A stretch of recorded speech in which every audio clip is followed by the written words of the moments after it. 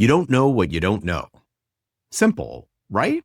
It sounds obvious, but when I finally heard it, and I mean really heard it, it stopped me in my tracks. Because what happens when you're used to being the one who knows, and then you start to see your blind spots? What happens when you realize there's a whole world just outside your frame, and you never even noticed it? That's what we're talking about today. Hi, everyone, and welcome back to Better Physician Life. I'm Dr. Michael Hersh, and I'm so glad you're here with me today. If you're listening, chances are you're a physician, or maybe someone who cares about one. Either way, you're in the right spot. Today's episode is about something that seems almost too basic to be meaningful.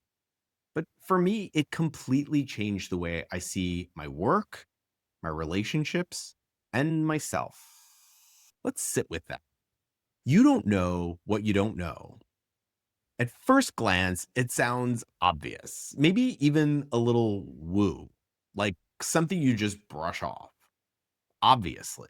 But when I finally stopped to hear those words, they landed like a punch to the gut.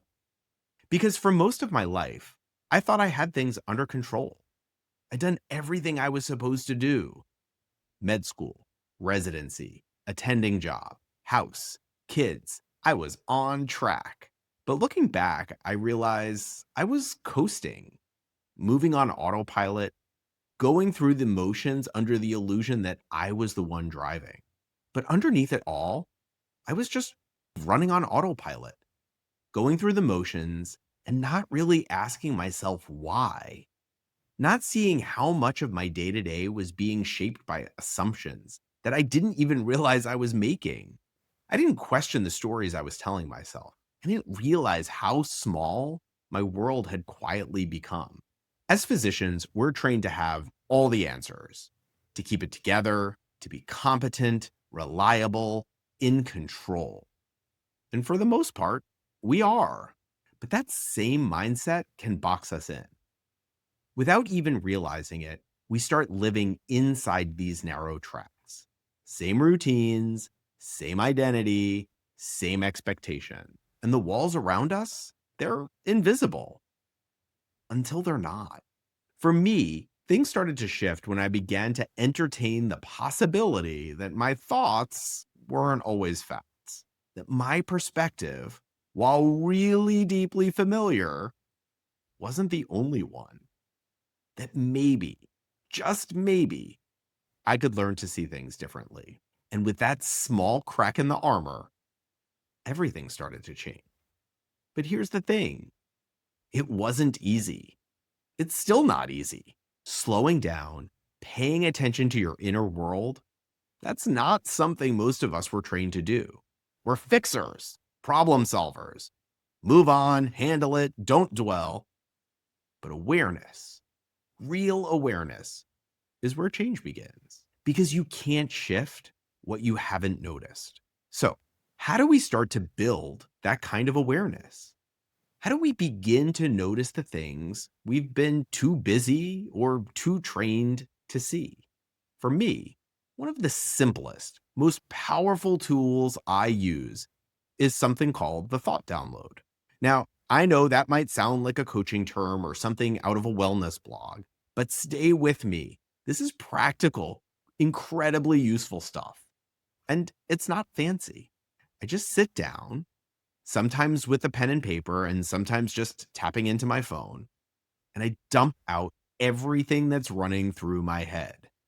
No editing, no judgment, just a brain unload. The to-do list, the frustrations, the random worries, the half-baked ideas and thoughts, all of it. Then I pause. I look at what I wrote. And here's where it gets interesting. I start to separate what's fact from the thoughts. So let me give you an example. I have 12 patients to see today. That's a fact. There are 12 patients on my schedule. I'll never get through them, and they're all going to be angry. That's a thought. Same situation, totally different weight. Because once I can see that one is just the story I'm telling myself, I can start to question it. Is it even true? Is it helpful? How do I feel when I believe that? How do I show up? This isn't about pretending everything is fine. It's not about sugarcoating reality or slapping a positive spin on a hard day. It's about reclaiming a little bit of control over my day, a little bit of agency. It's about creating just enough space to choose a different thought, and with it, a different experience for the same day. Now, I can't control my patients, but I can control myself and how I show up to clinic that day. Another tool that's become a kind of anchor for me is a thought check in right when I wake up, a first morning check in. Before I even get out of bed, I just take a minute to notice what's the first thing running through my mind right now. Sometimes it's neutral, sometimes it's even helpful, but more often than not, it's something like, there's too much to do today, or I'm already behind, or I do not want to get out of bed and face this day. Sound familiar? Just naming that early thought gives me a chance to respond, not react, respond. Sometimes I ask myself, is that true? And even if it is, even if I really don't want to get out of bed, is there a better way I can think about it? Maybe something like, yeah, it's a full day today, but I've handled days like this before and I'll do it again. It's not toxic positivity. It's not lying to myself. It's strategic. It's about choosing the thought that helps me start the day in a better headspace, not a false one, just something that's helpful and more steady. Now, look, I want to be really clear about something. This isn't about perfection. Building awareness is a skill. And like any skill, it takes practice. You're not going to do this flawlessly. I sure don't. Even now, even as I'm sitting here telling you about it and how to do it, even several years into doing this work, I still miss it. I still don't get it right. I still catch myself believing unhelpful thoughts, especially when I'm tired or stressed or maxed out, especially when I'm thinking, I can't handle one more thing. That's a favorite unhelpful thought I have all the time. And I've learned to catch it when it comes up. But that's the point. The goal isn't to get it right, it's to notice a little more often. It's to catch the pattern a little sooner and to recover a little faster. Because even those small shifts, they start to change everything. And here's something I wish I'd learned much earlier. Our brains aren't trying to make us happy. They're trying to keep us safe. That negativity bias you feel every day, totally normal. Our brains are constantly scanning for threat and danger, whether it's real or imagined. And for most of us, the threats these days aren't tigers or bears in the wild. They're emails, full clinic schedule, a colleague's tone, a patient's complaint, the tension in your kid's voice when you're already late. We live with this constant undercurrent of stress. And unless we're really deliberate about how we manage our minds, we stay stuck in survival mode, on edge, reactive, exhausted. So, what's the antidote? For me, it starts with intentionality, slowing down enough to ask, what am I thinking right now? Is that thought serving me? And is there a better one I could be choosing? That one practice, pausing, checking in, has pulled me out of countless mental spirals. Because so often I'm believing something that's not even true. Or maybe it is true, but it's not the only truth. It's not the only way to see things. And when the days get heavy, because they do, and they will, I ask myself, what's still going well? Because even in a hard day, something is usually going okay. And it's worth noticing. I started keeping a daily log, 3 wins for the day. That's it, just 3. Sometimes they're big. I helped a really sick patient today or showed up for my family when they really needed me. And other times it's just I made it to the gym or I didn't snap at my daughter when she rolled her eyes at me, even though I really wanted to. Or I caught up with a friend on my commute home. It's not about pretending everything's great. It's about retraining my brain to see more than just the problems. Because guess what? There's always more than just the problems. Now, look, if all this sounds like a lot, I get it. When you're already overwhelmed, one more thing to do can feel impossible. So here's my challenge to you: start small. Today, just notice one moment where you feel off, anxious, irritated, ready to shut down, and just pause. Give yourself a few seconds and ask yourself, what's coming up for me right now? What am I thinking about? What do I think is going on? That's it. That's literally all you have to do. That's the first step. And over time, that step becomes a habit. And that habit becomes a lifeline. Another tool that's helped me actually stick with these practices is something called habit anchoring. And it's exactly what it sounds like. I anchor a new habit that I want to create to things I'm already doing. So in the morning, when I'm in the shower getting ready for the day, I ask, what am I thankful for? It can be simple things like clean drinking water or a warm bed to sleep in, or bigger things like my family and my job, really anything. And at night, as I'm turning out the lights and heading to bed, I ask, what went well today? Again, it can be anything. Successfully making it through 15 procedures, or eating dinner with my family, or just the fact that I'm headed to bed before 11 p.m. It sounds small. It is small. But those tiny moments, they stack up and they start to shift the way you see your life. Instead of your brain scanning for everything that went wrong, it starts looking for what went right. Not because you're in denial, but because both are true. And you finally have the space to see more of the picture. Now, this may seem woo or uncomfortable or a bit out there, and I get it. Doing something different can absolutely feel that way. So, why is this important? Why would you push yourself to do something different, even though it might be hard, or worse, that things might not go as planned? Well, I'm so glad you asked. Here's an example I love. I live in Chicago, and really anywhere it snows, people tend to drive in the tire tracks left by the cars in front of them when the snow is first starting to fall. It's safer, it's more familiar, it's less slippery, and our brains work the exact same way. We follow the mental tracks we've driven 1,000 times before because it feels safer. It's predictable. It's known. We've already done it.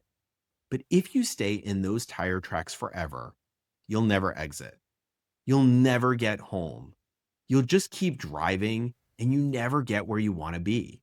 If you want to get home, if you want to change, at some point, you have to veer off those tracks. And yeah, at first, it feels a little scary.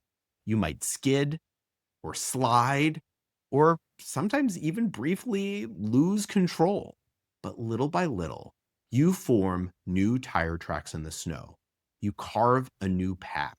And over time, it becomes just as familiar, just as real, just as possible. That's neuroplasticity.